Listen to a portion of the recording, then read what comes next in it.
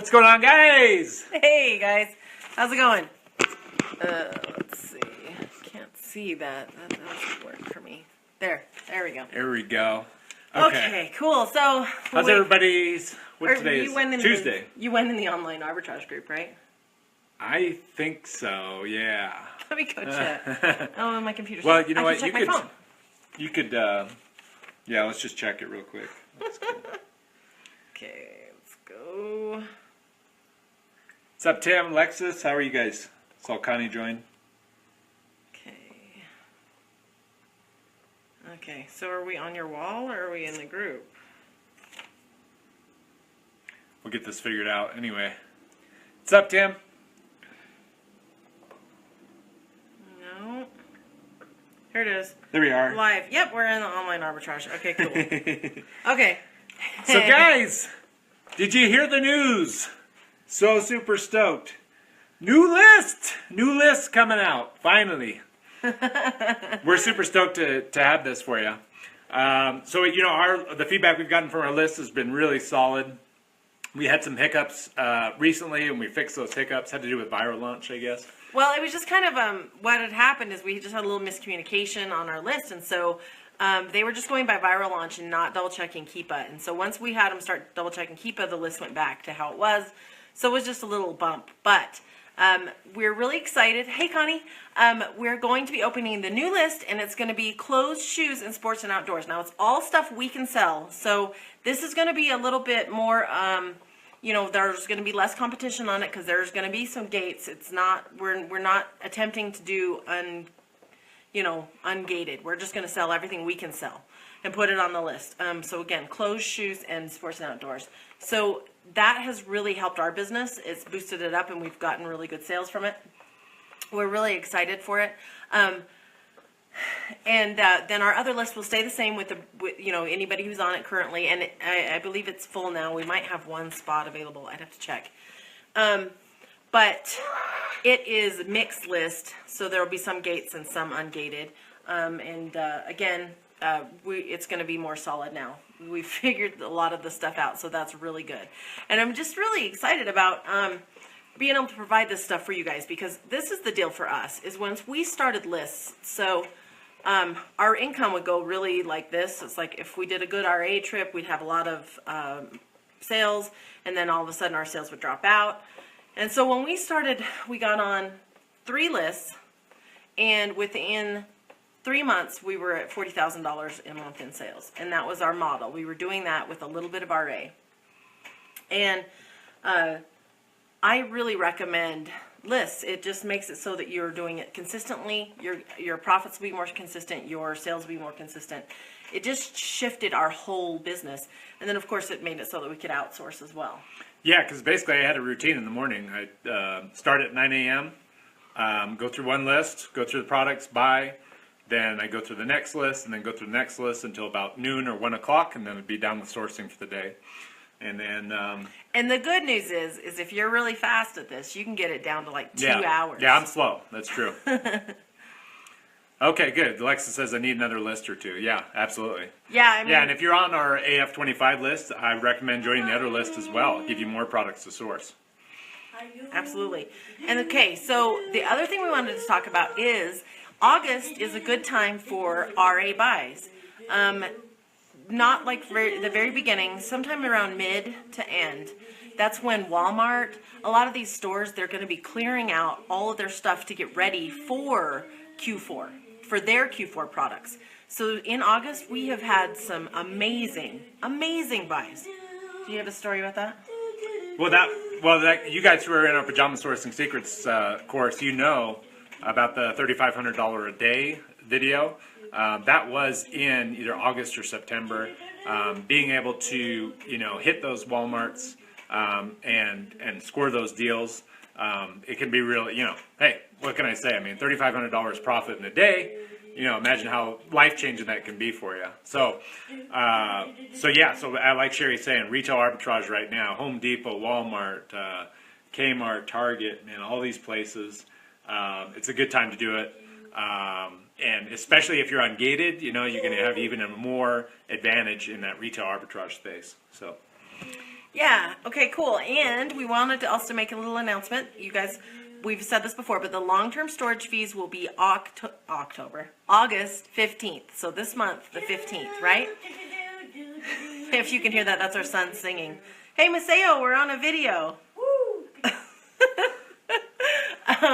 So with the long-term storage fees, I just barely went through mine. So if you go into your home or your Seller Central page, on the bottom, well, not the bottom, so on the right-hand side, it'll talk about inventory, and there will be a little box there that'll say you have this many items that are going to incur long-term storage fees. So for me, I had 30.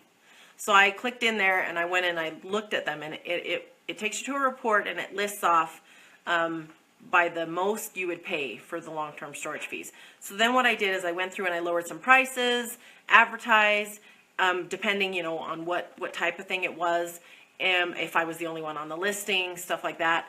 And then I had a few things removed because there was one thing, it's not going to sell. I've lowered it down below what we paid for it, and it's not selling.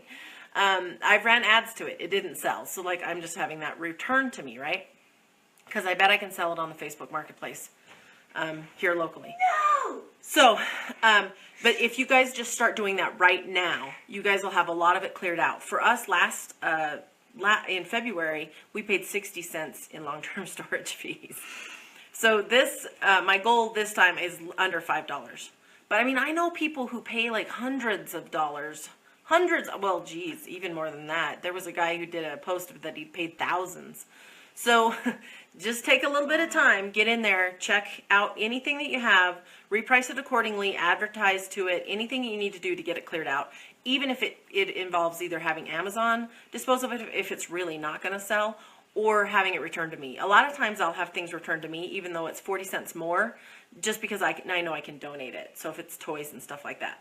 Yeah, and if you're new to the Amazon space and you're like, what? Lose money?